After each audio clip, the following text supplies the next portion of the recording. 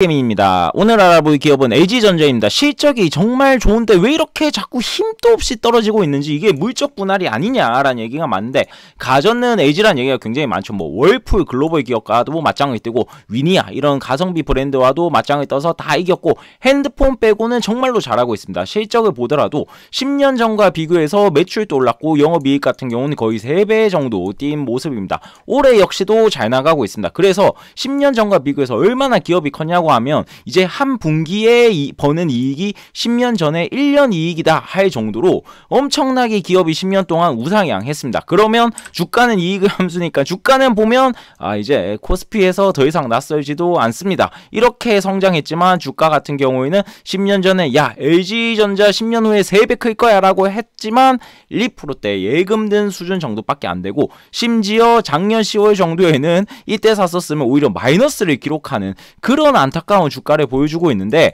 도대체 왜 이럴까? 증권사에서 분석한 걸 보면 4분기가 실적이 부진할 것 같기 때문에 목표가를 떨어뜨리고 떨어진다. 프리미엄 가전이 부진할 것이다.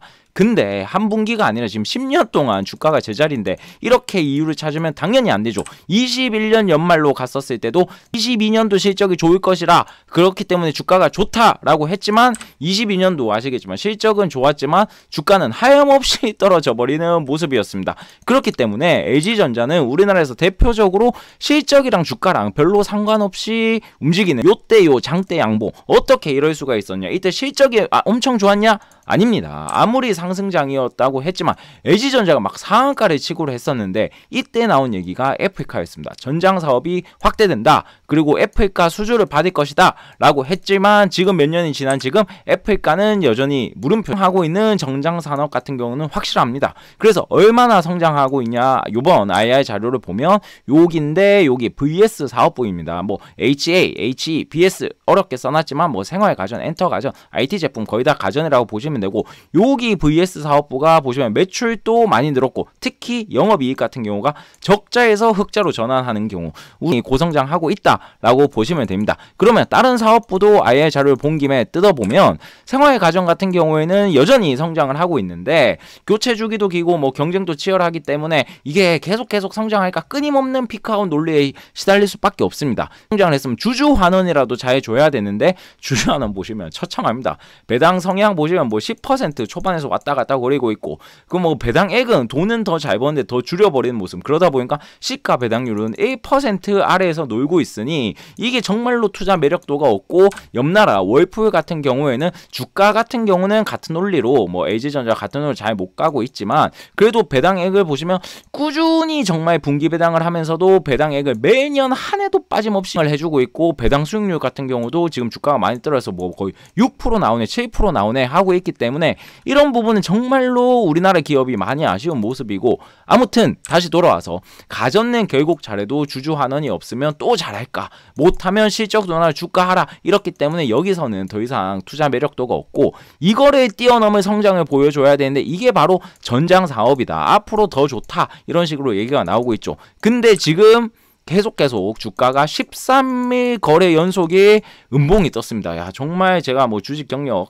길진 않지만 이런 건 처음 보는데, 그리고 이게 뭐 양봉이라고 보기도 민망할 수준인데, 아무튼 이렇게 주가가 떨어지고 개인만 담고 외국인 기관이 다 던지고 있다 보니까 물적 분할 얘기가 나오고 있습니다. 그래서 시간을 1년 전, 2년 전으로 돌려보면 LG전자 관계자는 현재 LG 마그나의 IPO 계획은 없다라고 했지만, 우리 투자자들이 불안한 건 현재죠. 지금은 없지만 나중에 어떻게 될지 모른다.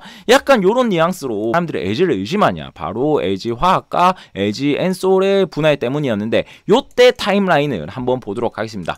19년 연말부터 소문이 돌았습니다. 야, 이 분할하는 거 아니냐, LG화학 주주들이 이거 큰일 나는 거 아니냐 라고 했는데, 20년 1월달에 아직 결정되지 않았다. 그냥 하나의 검토일 뿐이고 여러 가지 전략적 방안이 있다라고 얘기를 했습니다. 그리고 20년 3월에 안 한다, 앞으로 그냥 잠정 보류한다 라고 얘기를 했지만, 6개월 후에 다시 재추진하고 있다. 이건 무슨 6개월 만에 아무 결정된 바 없다 였습니다. 근데 정말 황당한 게 9월 3일에 결정된 바 없다라고 했다가 불과 2주 정도 후에 긴급 이사회를 해버린 다음에 확정을 시켜버렸습니다. 이게 이렇게 한번 뒤통수 맞은 기억이 강하게 있다 보니까 LG전자도 어떻게 될지 모르는데 음봉이 계속 뜨니까 투자자들이 불안한 거죠.